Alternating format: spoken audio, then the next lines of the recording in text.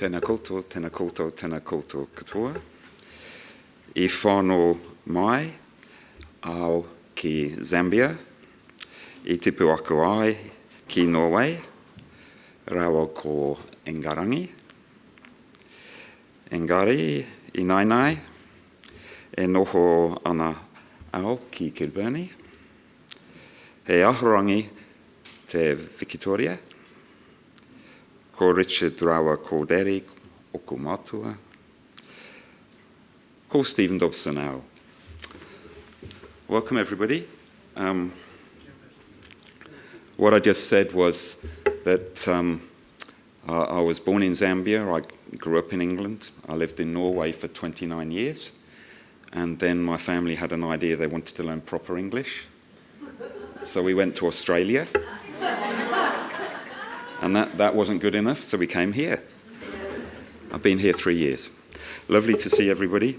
The way we're going to run this session is I'm going to say very shortly about the 4 participants, given that Pasi has met 3 of them, but maybe not the 4th, and they will then have a 2-minute, tightly guarded opportunity to say what they consider the key priority for advancing public education. And then we're going to open up to questions. I'll read the questions here, otherwise we might lose Pasi when the questions come up there, okay? But please do use the apps, and Adele behind is starring those who write brilliant questions. Good luck. Okay, so I think I'll just say a few words about the, maybe I should say very quickly, my interest is in all things educational. One thing that's been very important for me is, do we value what we can measure, or do we measure what we can value? And I think that's a really important question in all parts of education, within classrooms, within policy, and advancing education. Okay, Rawiri Toia is a good colleague of mine from our faculty. He's the most important person in our faculty because he is able to talk about the changes that have happened in education for 10 or 20 years, but he also speaks about what is coming. He speaks about the Maori medium and is very active in developing what exactly that means, and we heard from him in the importance of not just translating from one culture or one language to the other. Melanie, the new president of the PPTA, and many of you have known her for many years. And for me, what strikes me is her energy and passion about professional development. And I think it's really important we have a policy of any time, any place. For far too long, professional development has been focused on places where they have access. And I second you on furthering that. Pasi, välkommen. Du är I Australia. Nu ska jag säga om du snackar svensk. I was just... Sorry? Tack så mycket. Yeah, tack så mycket. Finland has a very complicated history. They have a very tense relationship to the Swedes, who they share a border. And some parts of the Finnish population actually speak Swedish. And I just spoke to him in a Scandinavian language and said, welcome here, I hope you can speak Swedish, which he said, thank you very much. And of course, the Finns also speak their own language. So welcome, Pasi. I've heard a lot about you when I used to live in Norway, and then I got here to Australia before you, and then you followed me and I left. So we'll see where you end up. Okay. Now, Kate, I've only just met you, and you have a long and distinguished career in the PPTA, and you are also, like Rawiri, a person who carries the long bow of change, moving forwards and also backwards. So thank you so much for taking the time to come and sit on this panel with many learned colleagues. I will stop now and hand over, and on my list, I'll just follow down my list. I'd like to ask Rawiri to have the first 2 minutes.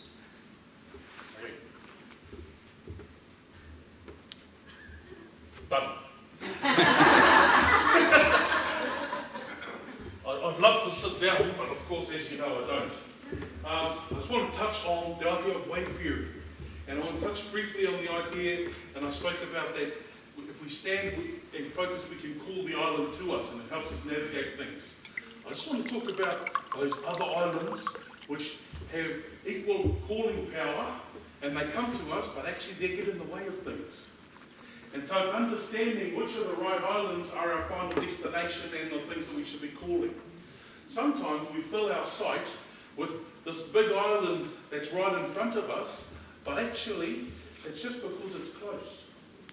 And actually our final destination and the island that we should be calling is actually further. So what I mean by that is, you see that I tried to use that breathing thing. What I want to capture is the idea that sometimes there are many islands that are in our sight, but actually some of them are just distractors, and they get in the way of te kai tawhiti, the far horizon, where that's where we're heading to. I also want to reiterate this idea that this long bow of change. It's interesting. I've heard it before.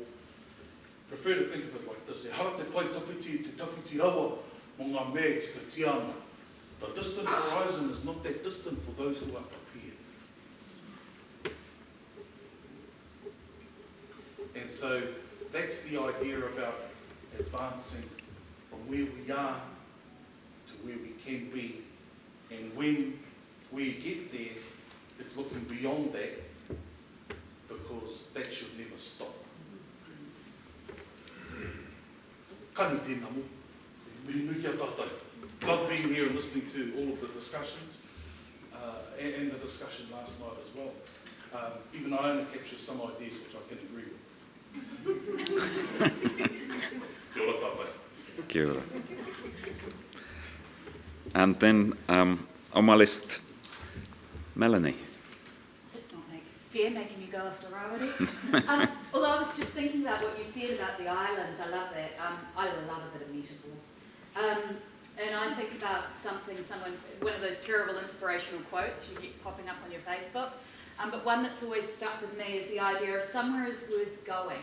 It doesn't matter how long it takes you to get there. And it's that idea of forward movement, that consistent forward movement of knowing this is where we want to get to. And I think we all know where we want to get to, but it's those many ways of getting there that we struggled with. And so all these ideas are coming together for me at the moment that we've had over these past few days. I mean, something that is always fundamental for me is that idea that we need really good professional development to help us bring out the best in our students. And that dream of being given time as well, that time to take the space and reflect. I know we're all going to go back, well, I'm not in school at the moment, but you'll be going back, these ideas will be percolating how you can take them back into your schools. But with so many things we have out there, I was lucky, I went to Rose Hipkins' session yesterday, that idea of those complex systems and that importance that we all believe that we can make change. Talking about the health sector, I ran into a very old friend from high school the other week. She's a haematologist at a DHB, which will remain nameless. And we were catching up and we were talking what we were doing, and she said, how do you remain so positive with all that's going on in the system? How do you feel that you can make a shift and make a change? And I didn't know what to say to her, because I do believe we can make a change. As we keep on pushing in our own little ways, and we will make a change. But how do we bring that together, and how do we stop wasting our effort on inefficient change? And so it was really good to hear that that stuff repeated back sometimes, that you don't know in which way it works. It's complex systems, isn't it? We say things in accord meetings, they come back at us. That idea we need clear implementation plans. We cannot simply be announcing things without resources. We cannot, the thing that's worrying me at the moment is how we fit. Has anyone seen Interstellar? Yeah. Man, you know that scene in Interstellar where they're trying desperately to dock? You know, they're trying to get it to dock. And I feel what's happening with our education system at the moment is, if we take it really particularly, we've got the NCEA review, and we've got the curriculum, and we've got the review of vocational education, and they're all trying to dock. But I worry that one of them is Star Wars, and one of them is Star Trek, and one of them is Interstellar. And how do we get these to link together?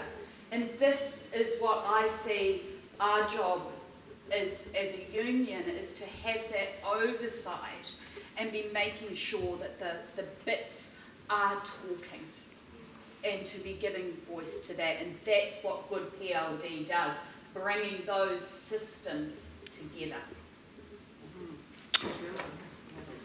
Thank you. Pasi, over today. Yes, thank you. Thanks for having me back in this conference. And I just love what the previous speakers, my colleagues, have been saying about the education and the future. I just add my perspective very briefly, a couple of things, couple of notions here. First of all, I think when we think about public education, or education in general, but within this question, public education, I think it's very important that we all educators, whether you're principal or whether you're a teacher or whether you work in a school in other capacity, that we understand the kind of a global, the big picture of education. Because, you know, things are very different in different countries, and there are a number of countries, education systems currently around the world where public education is really at risk. So public education is threatened and challenged, and in many places also kind of broken down to the level where it doesn't really exist anymore as it used to.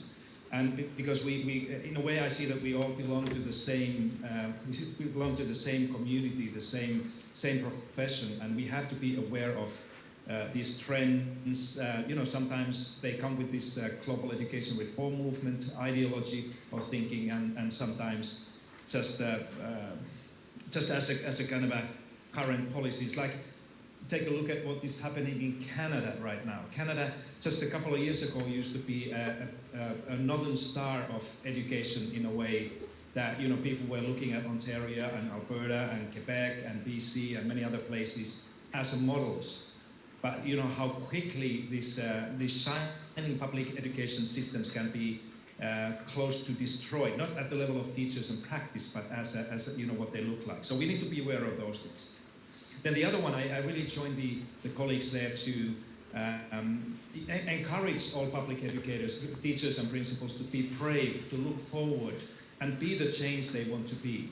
Because, you know, in these narratives, like, again, the Canadian example, or many places in Latin America right now, the public seems to think that public schools, public educations are kind of holders of the status quo, that they are the people who don't want to change, they don't want to have anything new, and that's why we need alternatives, we need different types of solutions to break down this status quo and you know, offer children something that is more 21st century stuff. And of course we know that this is not true, that we are the ones who are able to do this, and that's why it's very important that we, within public education, that we have a clear and strong idea what is this horizon that we were talking about, and that we are moving together towards that. And then finally, I think that this is where the hope comes into the picture in this post-pandemic, you know, building or recovery phase, is that, you know, when we look around the world now, as I was speaking a little bit yesterday, you know, one of those things that we're going to learn is that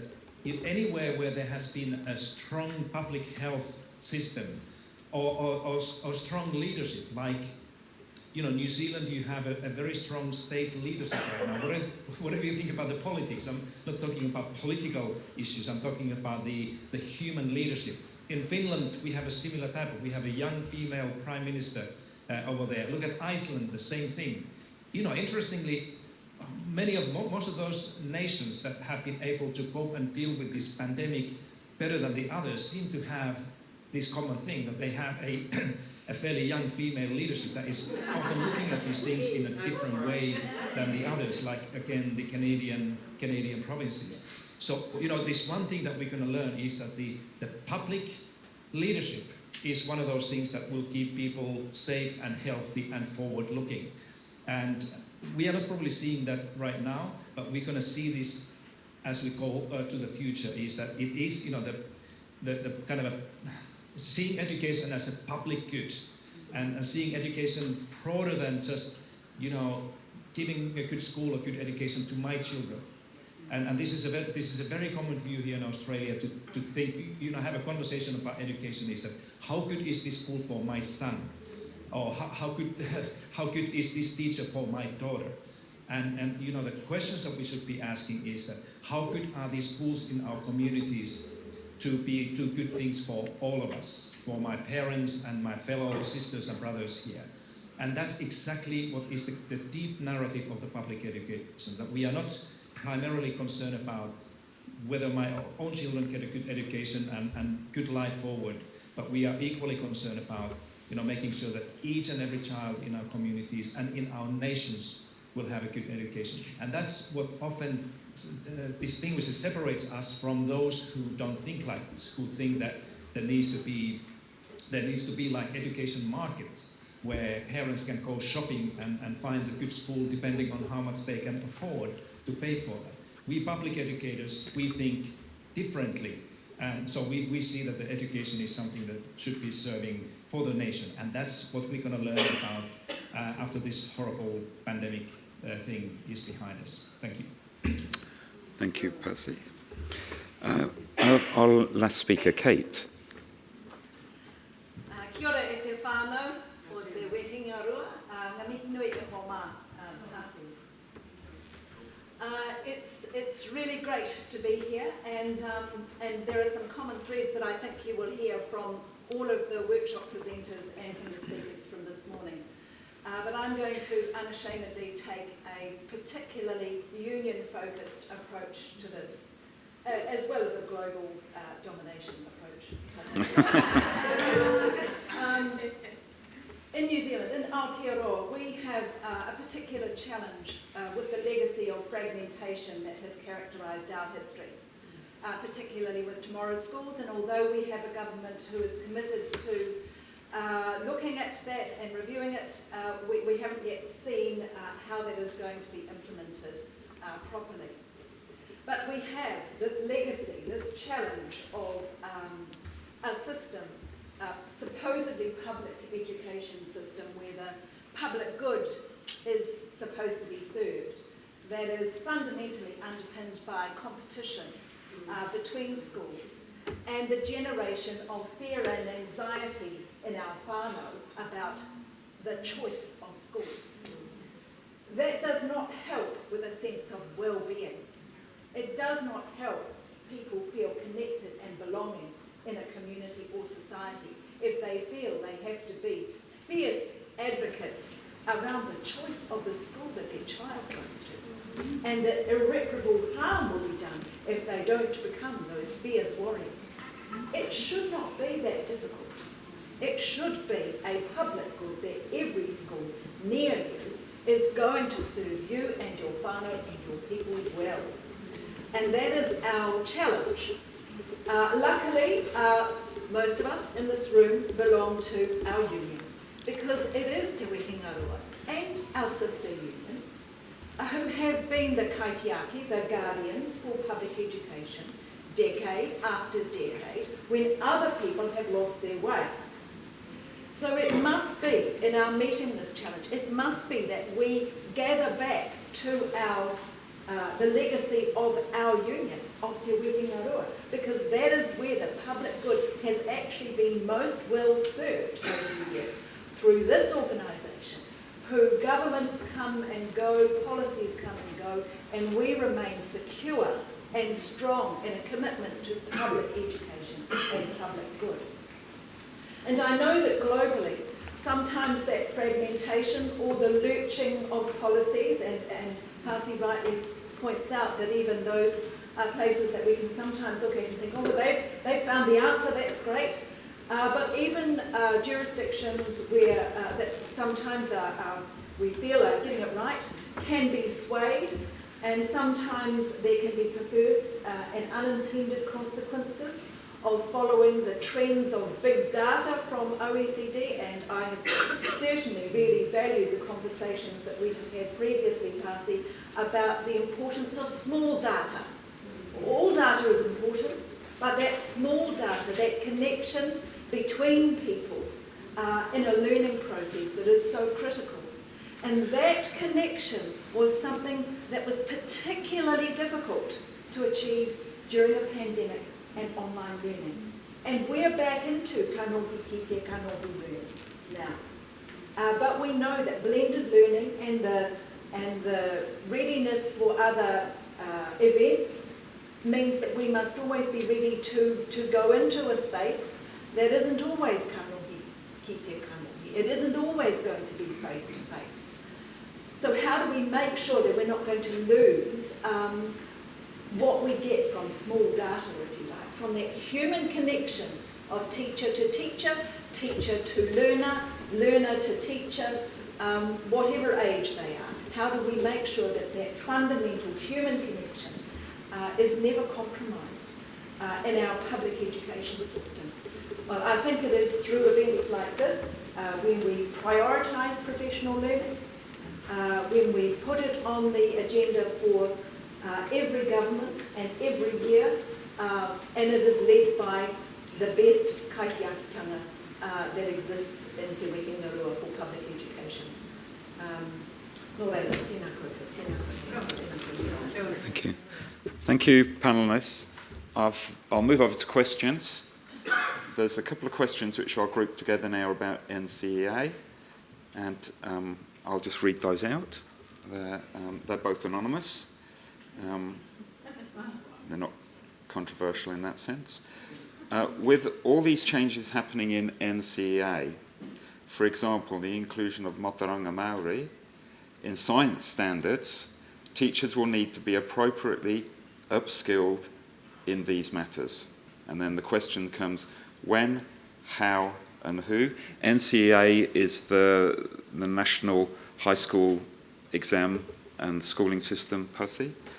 And the second question, connected with this, the changes in NCEA bring a sense of dread around teacher workload. Is PPTA working with NZQA, New Zealand Qualifications Authority Framework, to address this? I'll open that to panels. I can see there's some people waiting to answer. I've just got two things to say, one on each. One is, I think what I have noticed is that particularly with Te Mana Orete mo Te Matauranga Māori, the discussions that are happening across schools, I have seen that the schools who have, of their own volition and through their own set of moral compass, taken initiatives in this space are less phased by the changes. And isn't that a great place to be? And it's very interesting to look at who is most phased by the prospect of those changes. Now, that is not a criticism in terms of labelling and making and excluding people, but it is an observation that I know from my, you very nicely didn't say my old age, but my long standing in this area. It has been common in past years and decades for some of the reference groups, some of the working groups, some of the very high-level groups around who have developed standards and so forth to have not come from public education. For many of those groups, the private sector has sometimes been disproportionately represented in those areas. And I'm very pleased to see that the number of state schools who have pushed forward their people into those subject expert groups, who are putting their hands up for trialling, are right in there and leading it and making sure that the good of that implementation is benefiting all and is not being driven by a privileged few. So that is the first thing about the changes around Te Mana Orete mo Te Matauranga Māori. it's a general thing, but I do think the squeak is coming from some different spaces to usual. I'm just going to chip in there and say that is something that right from the very beginning of these changes we said, Elaine Ferguson, for those of you who know Elaine Ferguson, she lined me up and said this is what happened last time. We got a domination of people coming through from schools of particular types writing those standards, and as a result they were not inclusive for all. They did not understand all contexts, and so that is a message that the union gave very clearly from the start, and we're really pleased to see coming through. That's just me giving a plug for what we do. Yeah. But it also comes back to grassroots membership. Yeah. Because you can have leadership saying those things at those very high level meetings, but unless you've got members from state schools where there are numbers of Māori and Pacifica teachers and students in there actually doing the maki, then we remain on the outer, and that's not what we want. And with regard to the workload for NCEA changes, I remain hopeful, and that's largely because I'm keeping a close eye on what my subject expert group teachers are telling me, that they are relatively optimistic about the reduction in workload. So I'm guided by them, and I'm guided by some of the other conversations that are happening within our branches around things like hours of work. They have to all line up. So I am optimistic, but I generally am. So, yeah. Would our other panellists like to comment on that curriculum reform or refresh? Any thoughts?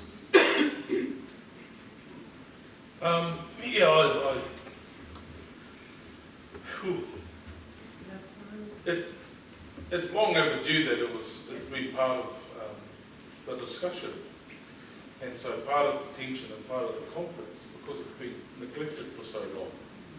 And so e tikana ngā hōru wa rangatira pune, the idea that there are some schools who are well along this line of engagement with Maori Rawiri Toia is they should be applauded for the work and the leadership that they've been showing within that space. Of course there will need to be some support and ongoing support within the space, because one of the things that freaks me out with the writing of standards at the moment, and this is, I must preface this by, I'm a writer for Marauta Aotea, so I'm steeped in that space. But when I hear things that there's going to be development around 3 assessment activities, and one of those is going to be in particular around for Māori kaupapa and for addressing mana ori te mo te mātauranga Māori, kind of freaks me out. Because it's like, okay, so we got 1 chance of 3 to get selected. And so that will be the one that's not done. And the other 2 will be the one that are heavily represented within our assessments. And then we look at, okay, well, what about for our other akonga with accessibility issues and disability issues? Oh, we'll write another one for them. Which means, everyone's going to be doing 1 assessment activity, because they don't have to do the others. Hey, it's all a choice.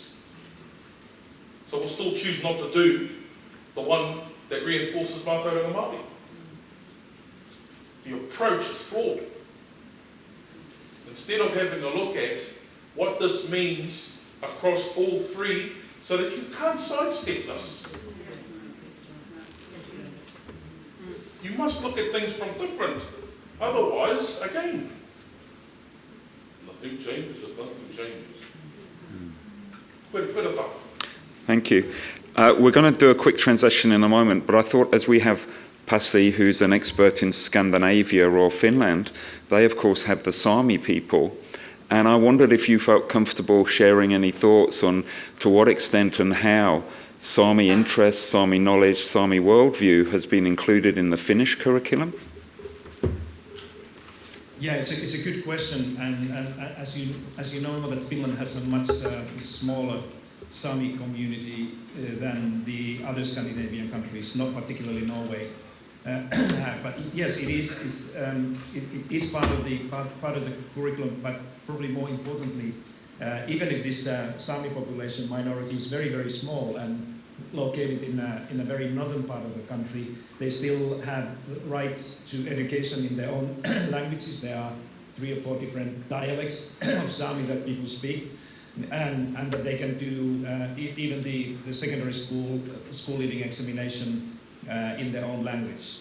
So that, I think, is the kind of a most important aspect of this Sami education, and it has been increasing importance during the last 20 or 30 years in terms of protecting the rights of minorities, and not just the Sami population in Lapland, but everybody else in Finland. As Finland is becoming and has become much more multicultural during the same time. But just my comment to this interesting conversation that the colleagues were having, that I am not so familiar with in New Zealand. But this is a good example again about what I was speaking to you yesterday about this, that falls under the title, What Words May Hurt. I'm talking about these unintended harmful side effects of education reforms. And we often may have, like for example here, we may have a good idea, good reform that we want to put forward. And this is often what the governments do. And even if they recognize the unintended consequences, it's not enough to just say that there are unintended consequences and side effects, but we need to be aware of the kind of a magnitude, how important those things are. And here, for example, the person who was asking this question was referring to the teacher's workload. Here in New South Wales, we just completed a review of the teaching profession that found out that New South Wales teachers' working week is approximately 55 hours, and school principals work about 62 hours a week.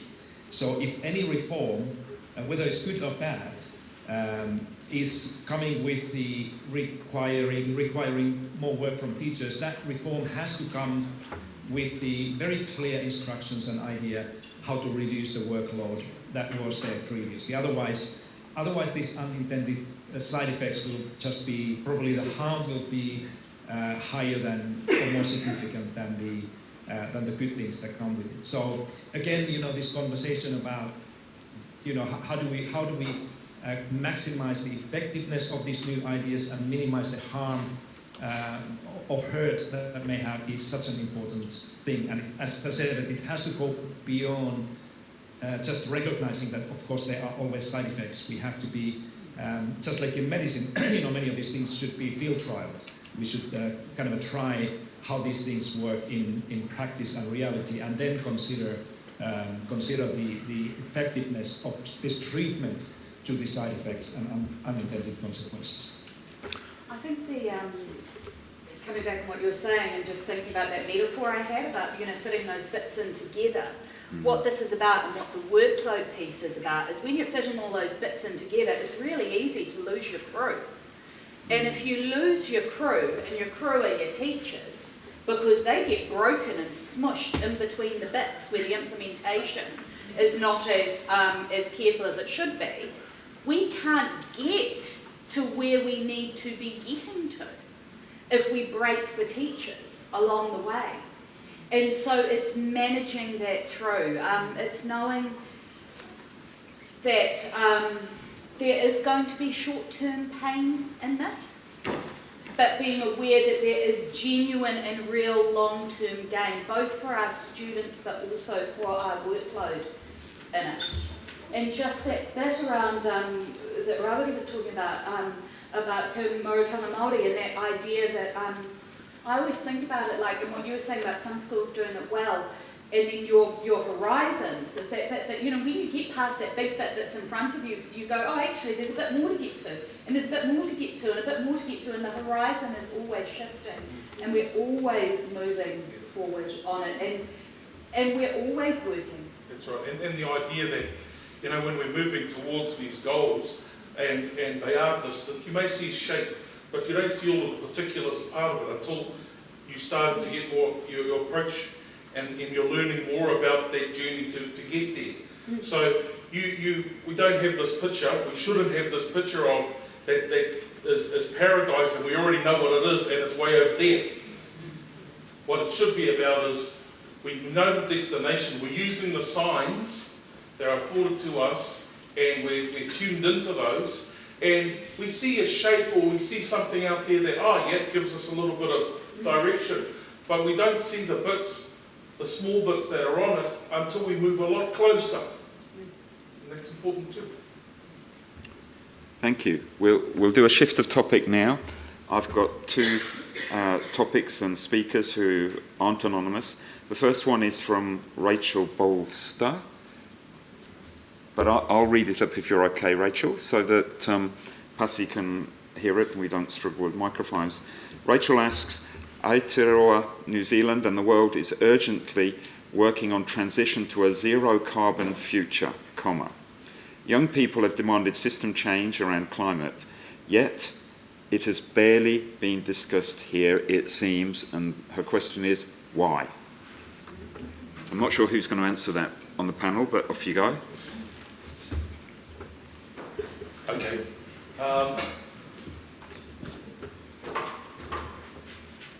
It's probably isn't going to answer, I just want to see it as an opening. Thank you for the opening. Kaitiakitanga. We've been working alongside a group of people who actually come up with something a little bit different. And the idea is that, stay with me, it's quite arrogant for us to think that we can be kaitiaki of things that have been here millions of years. So when we're looking at the environment and we're looking at these things around us, they are our kaitiaki. But we're not tuned into that.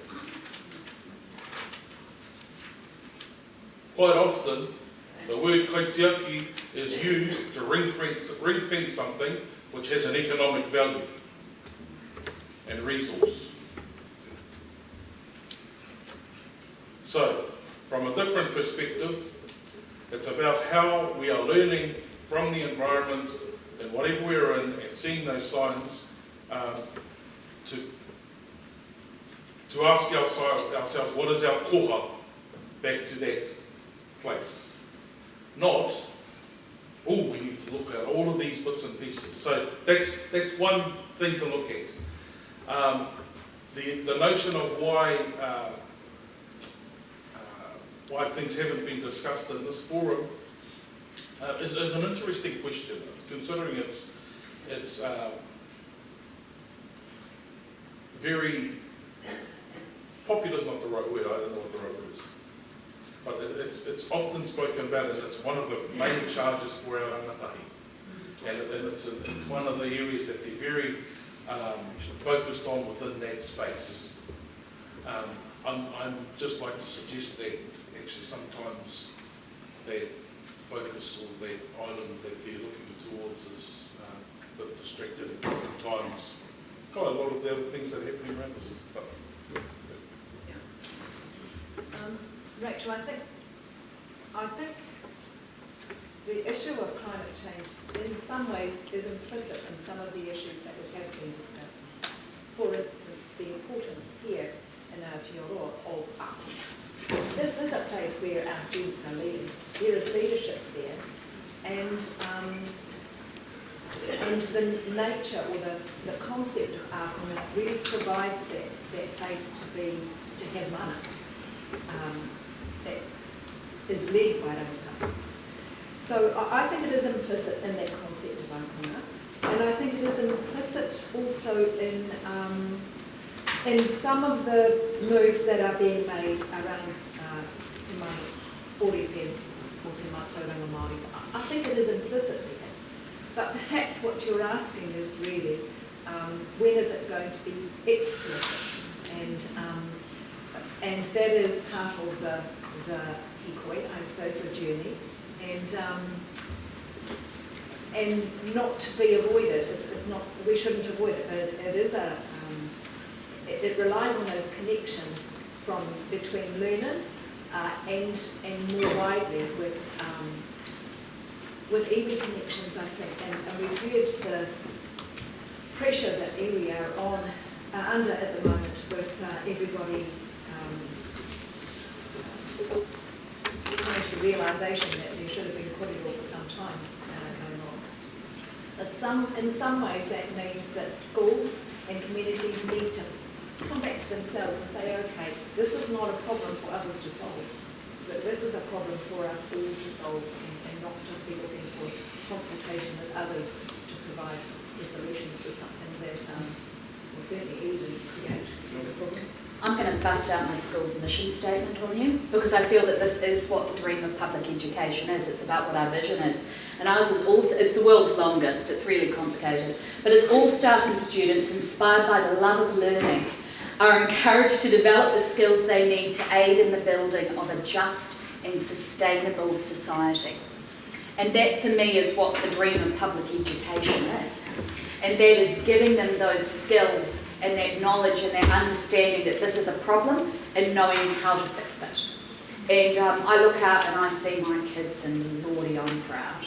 You know, when I see them at those climate strikes engage in the skills they have, I'm like, this is what happens when our system is going, that they're able to do that. So I think it is really implicit in everything we are talking about here.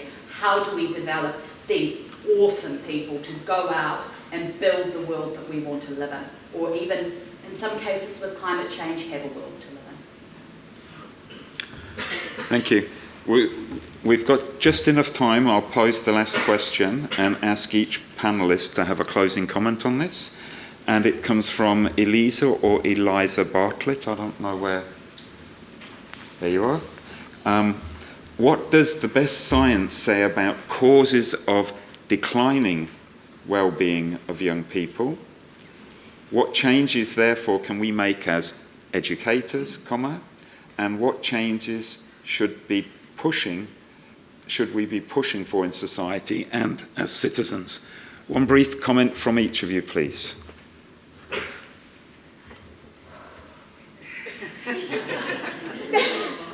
I think I needed that question before class, sir.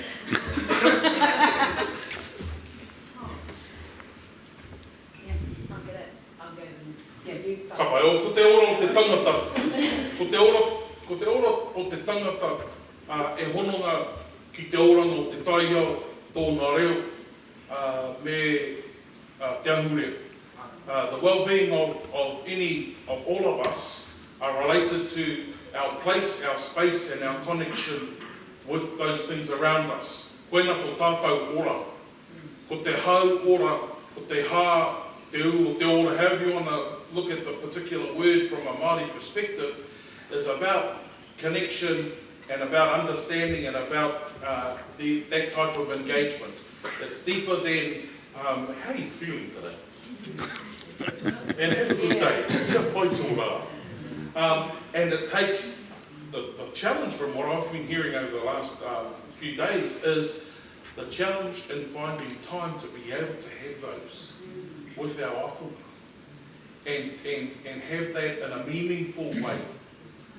And then have time for all of us who have families who have to go home and give them that time and that love that quite often we don't have because we're under so much pressure to do everything else and be everything else for everyone. So there are parts within that which as the leaders within our kura and then the system needs to have a think about. And I'd just like to reflect back on the idea when Hoturoa moved to the front of the waka in the middle of the storm and was battered and had karakia and had taku and took time to breathe and then went back to his people and said, take the sails down. Take time. And that's the hardest thing about well-being. But the question was I needed that at the beginning of the week. But e mihi ana ki tērā whakao, nā te mea ina te hohonu. It's a deep question. It's a deep question, and my apologies that I probably won't be able to answer that as well as everyone needs to, because it's about the heart.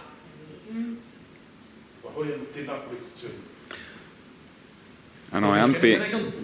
Can I continue on this? Yes, please do, Pasi. Because you use very wise words into this, and I just want to add to this very question that there's no simple answer based on science to this question that why the well-being has been declining. It's a network of factors, and scientists and experts are not, they don't share this, even the views, for example, what role does the increasing time that young people spend on social media and their digital devices actually have on their declining well-being. That's one issue that is highly debated among experts. But something we do know, and this goes back to the previous question about the climate change and the future of the planet, is that, for example, in the United States, a recent survey showed that 2 of 3 teenagers, young people, adolescents, are concerned at the level of their declining well-being about the state of the planet, the climate and the future. And we, in our own research, we do know that about up to half of the children feel that they are addicted to their digital gadgets and the stuff that they use. Then there are those who are really concerned about the global movements like Black Lives Matter. What's the human rights issue? So if you put yourself in the role of the young teenager there in New Zealand or here in Australia or Finland for a moment, and you look at all these things, and we have to understand that 10-year-olds and 13-year-olds and 16-year-olds, they have access to all this information and news that we adults have, and much more, because they are much more fluent users of those things. So they are bombarded by these often very negative news about what is happening in real time around the world. And that must have an effect on their identity and their views on the future and their kind of how they see themselves in this thing. And you don't need to be a scientist. You don't need to practice science to conclude that this must have an effect on how young people grow up and how they feel about these things. So that's why I said what I said yesterday. And there was a part of the question that was asked here, that what should we do? What we must do, all of us, whether you are public school or independent school in New Zealand or anywhere, we need to make sure that when we return somehow into a kind of a post-pandemic mode, when we can kind of relieve ourselves a little bit from this fear of the virus and the disease, that our schools need to be places for well-being and health as much as they are for literacy and numeracy. Just to make sure that, and I'm talking about particularly mental health, that when the kids come to school, that they can find a school, a place where they can have these conversations about themselves and the world and one another, and where the young people truly believe, and this is what I think New Zealand is already doing well, is that they have a voice, that they are heard, and what they think and believe about things matters, at least in this community called school. If we are not able to do that, if we instead switch on this kind of a catching up and trying to fix those learning losses that I was speaking about yesterday, I think we're going to do much more harm to the young people than we think and believe doing good things. So let's accept the fact that the kids are not what they used to be, and many of them, more of them, they need school more for all kinds of other things than just the academic stuff. That's important too. And let's make sure that the school is a safe place for each and everyone where they feel that they truly belong and that they will be loved and cared by the other people over there. Then the world would be, the post-pandemic world would be what it should be. Thank you. I do think that it's really important that we have safe schools for people to return to. But I think it is not about science. There's no science that has given us a definitive answer to the question, and maybe it might come about. But I do think that when young people are in our schools, We've been able to do this in New Zealand for longer than many other countries. But beyond science, what young people really need in their return to schools is faith and hope. They need to see that people can see that we have faith in them to be able to have resilience and to make progress in all of the areas that they're facing as challenges. If it is just about feeling safe and sympathetic, then that's not a very empowering process. So somehow in this process of our young people returning to schools and being with us, we have to impart our sense of optimism and hope that they can do things that will change the future, and we can be part of that, and that we have faith in them to do so. That it isn't just something to continue to go down some social media rabbit hole that goes nowhere, except to feel worse and worse and worse. We have to be the merchants of hope, I think, in that space. I can do mine very quickly. Probably I can't. You've met me. It's knowing who you are and where you stand, and that there are others standing alongside and around you. It's that peloton that Helen talked about. But it's also, sometimes I joke that I'm a PPTA for the Waiata, because I love that feeling when we stand and we sing together. I love that.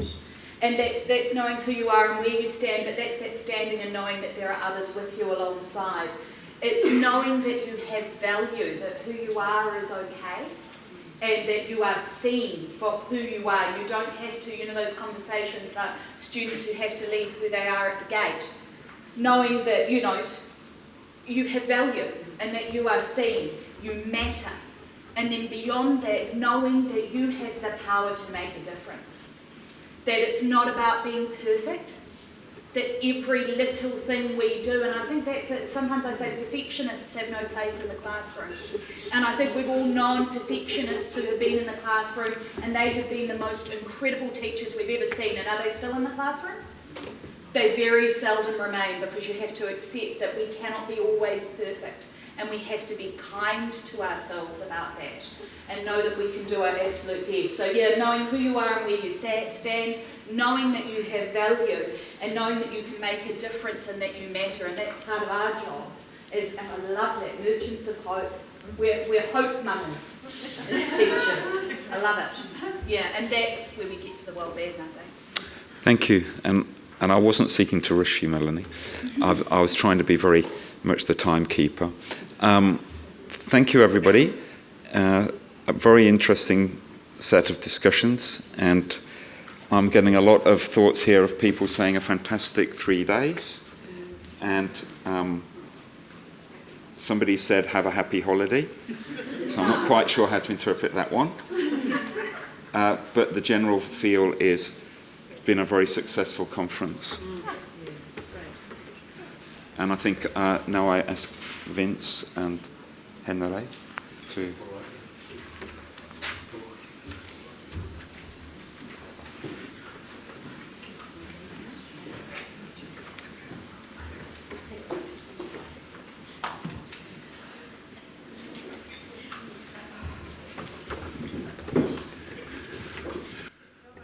A tēnā koutou e te iwi. He mihi kawana tēnei kia koutou. Ngā tangata e noho ana ki ngā tūru i roto i te kore rorero kei wainga nui a mātou. Nō reira, kei te mihi tonu ahau ki a koe Pasi. Ko tēnei te wā mo te poroaki. Ki ētahi o ngā iwi o te ao nei, this is a time where you're able to get up and have a short comment about how it went, how the 3-day seminar or 2.5-day seminar went for you.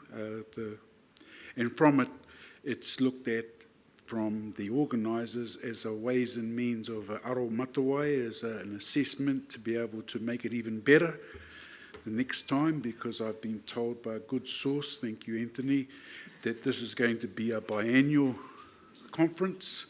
So in the next 2 years, when you come back from your discussions now, when you say thank you, it could be a lot better than what it is. I'm not saying that it wasn't good. It was really good. So I'm going to move away from the microphone now before I get myself into trouble. Sit down over here. So the floor is open.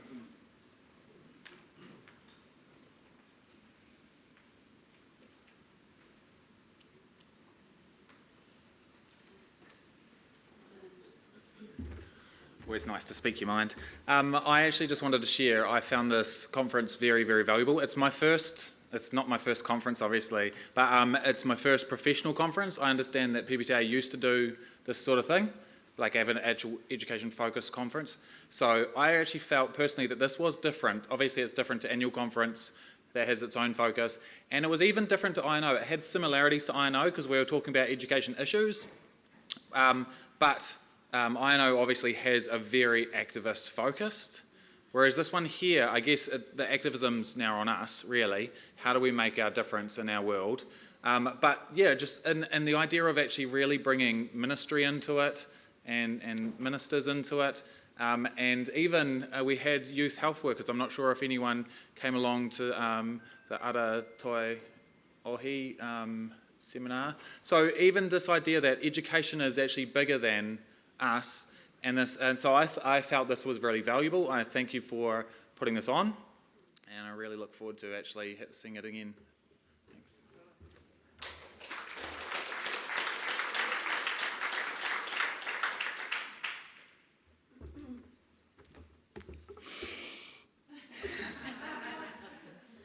So attending Whakatae Rangatia has just been an excellent experience for me, and I know it has been for some other people that I've talked to around the workshops. It's enabled this deeper insight and just seriously inspiring infusion of PD that we don't always get. So it's just been engaging, and I love the diversity of this particular conference. And I think when we're valued as educators and we're given opportunities to sort of improve our pedagogy, we will come to these things because they are enablers for us to crystallise and just fine-tune our whole practice. So I want to say a really big thank you to everybody who has organised this for us, and it's been a pleasure, and I've learned so much being here. Thank you.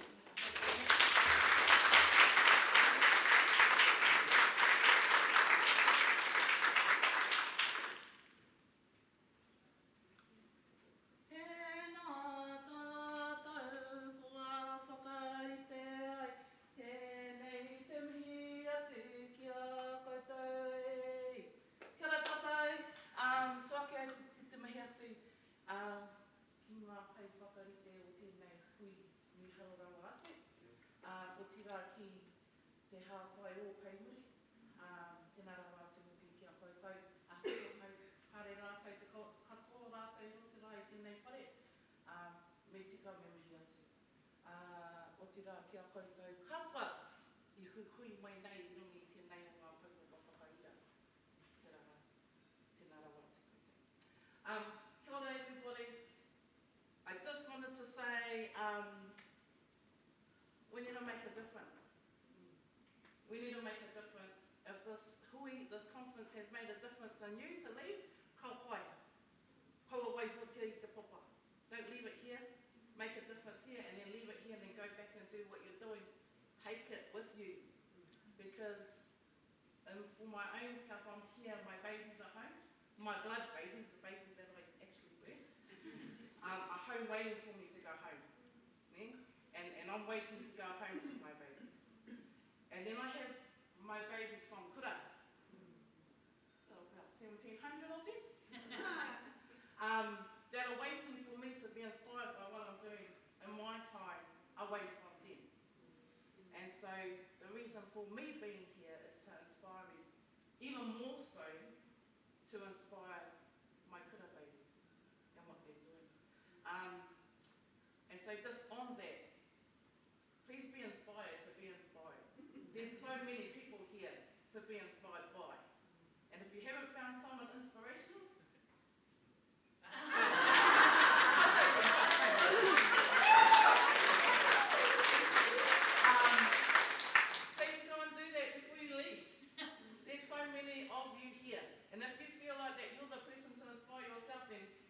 There's some mirrors in the wharepaku around here. But kāre ai i te kōrero tūrua, tēnā rawa atuki, e te tūrua ni ngā. O te rā ki rā kuri mata, e whākasi, anō hoki, koutou e kawe au me tēnei kaupapa whakahira, I rongi te rā whakaro, tēnā rawa atu koutou. Kia ora.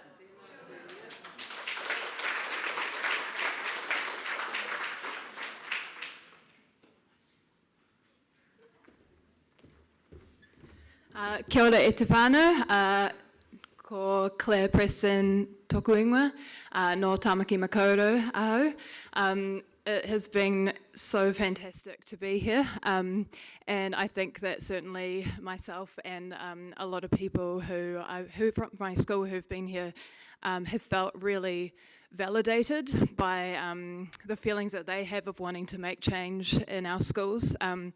I think that a lot of us sort of progressive types can feel a little bit of self-doubt about if it's really our place to stand up and speak up about these important issues, but I think we have taken a lot of validation.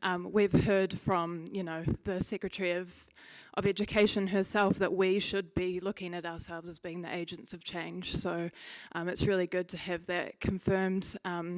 We, as someone else said at conference, as unionists, we stand up for what's right. We do that for our rangatahi, as our previous kaikorero alluded to.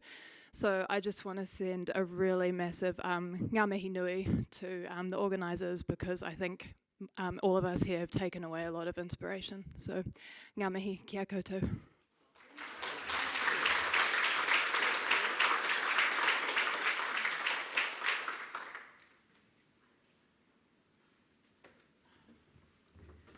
Kia ora koutou. I just wanted to say that sometimes you leave a seminar or a summit or a conference and you feel really good, really positive, and you're like, yeah, I got this. And sometimes you leave a conference and there's something that sits not right in your stomach, and you know that that means that you've got some more learning to do. So I leave this conference knowing that it's given me, I've got that little pit of uncertainty, and I know that it's going to be exciting because it's the next stage. I can feel some learning coming.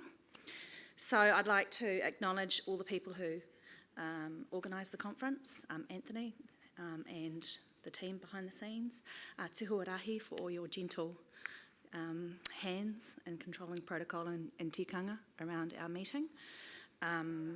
And of course, those people who have those strong liaisons with the ministry, with NZQA, and who keep us safe and informed.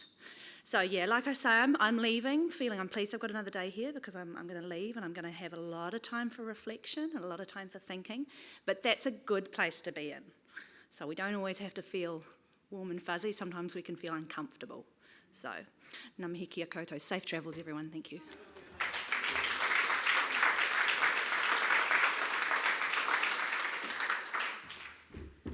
Tēnā koutou katoa, ki ngā kai hakahaere kia koutou Anthony me tō tīma, e noho nei ki roto nei, e noho ki wahora, pērā no ki tōku hoa lia e kōrero ana mō ngā hāpai o Kimuri. To our team at the back too, we acknowledge you all. Thank you so much. I'm thinking my kōrero is more to thank you Rawiri, matua Rawiri, and how can we encourage more kura kaupapa whare kura teachers to be present. So I guess it's working with Anthony and looking at how we could stretch matua Rawiri Toia, who brought a workshop, and we followed him everywhere he went. So I would encourage more workshops around Maori medium that will attract whare kura teachers to this. And we've got the Māori Teachers Conference coming up, but it's not about putting everything there, it's about how we can work together to provide professional PLD for both Māori immersion, Māori medium kura, and also mainstream, and of course all ōkura, kura tuatahi, kura tuarua, aha koko wai te kura. So just wanted to put that out that we've... e ai ki tō tātou nei tupuna o te taitokera a hemi henare, kua tawhitike e tō tātou nei haringa mai. Kia kore tātou e haere tonu. He nui rawa o mātou nei mahi. Kia kore mātou e haere tonu. We've come too far not to go further. We've done too much work, not to work more. For who? For our akonga. Tēnā koutou, tēnā tātou katoa.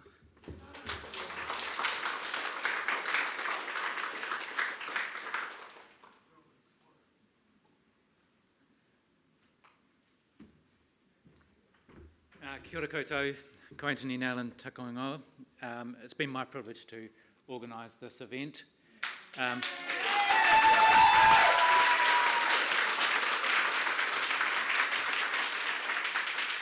It was a dream job because I'm passionate about teaching, I'm passionate about the place of unions in the education, and I think that's been brought to the fore today. I feel humbled to be standing here where there are so many wise people and so people have said so many thoughtful things over these last few days.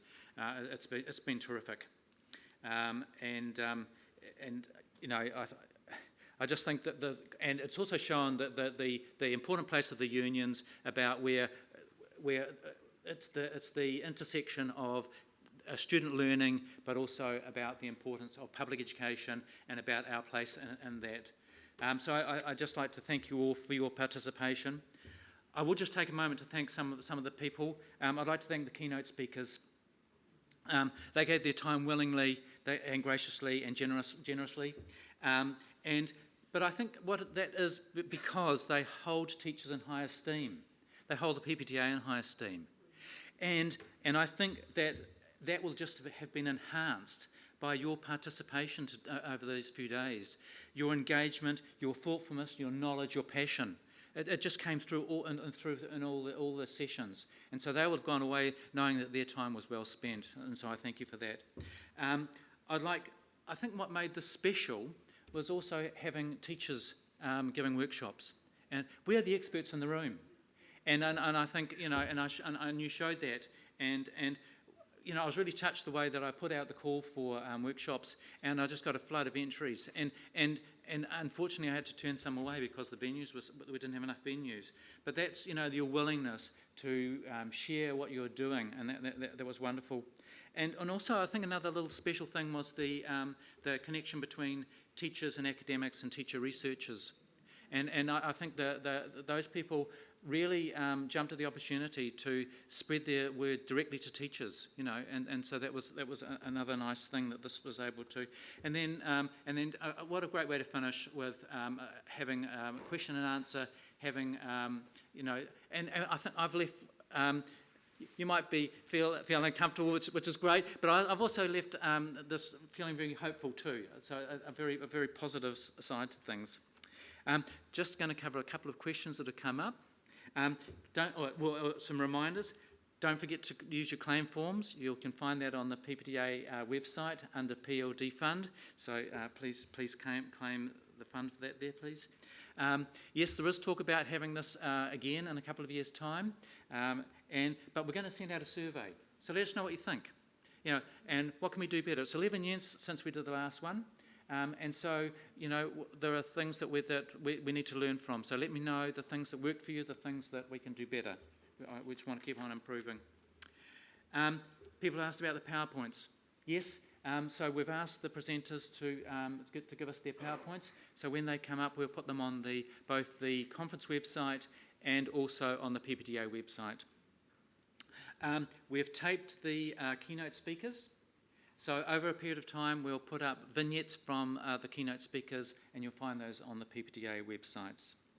I'd like to thank Whai Gazala, Vince, Henare, Miriama, and a host of other people for their guidance and support. I felt safe and supported as I've organised this.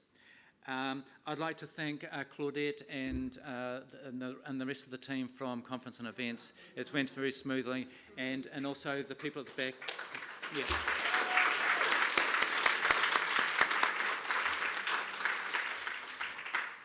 I'd like to thank the people at the back who have made all that, the connections with our overseas people and all the taping and the mics to go so smoothly. So thanks for that as well too. My final thanks goes to you. As always, you've made me proud to be a member of the profession. Please travel safe and take some time to have a bit of downtime before we begin term 2. Thank you, everybody.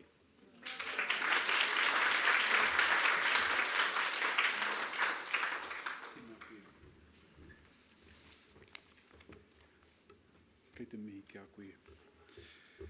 He ino I tēnei te whakakapi he karakia. Kia tau ki runga I a tātou katoa te wairu o ngā mātua tipuna. May the spirits of our ancestors be upon us. Nā rātou e whakatakato te ara. It was they whom fashioned the path. Hei he koe ngā mā tātou ngā uri for us to follow. I whakatoki o tātou ngākau ki ngā tikanga, they planted within us our cultural identity. He arataki nei a tātou kia ngākau nui, to guide and give us strength to perform, ki te hāpai I o tātou mahi katoa I roto I te pono, our duties with honesty and with a clear vision, I te tika I te maramatanga and always with compassion, and me te aroha anō o tētahi ki tētahi, respect for each other, haumi e, hui e, tāki e. Can we have our closing hymn whakaaria mai?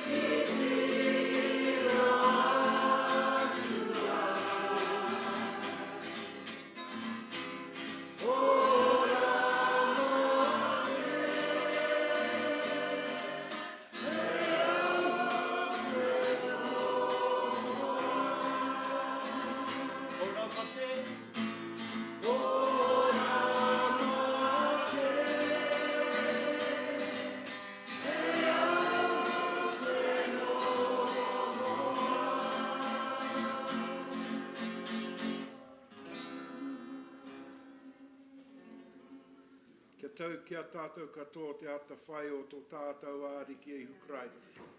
Me te aroha o te ātua, me te whiwhi ngā taitanga, ki te wairua tapu. Ake, ake, ake, amin. Kia pai tonu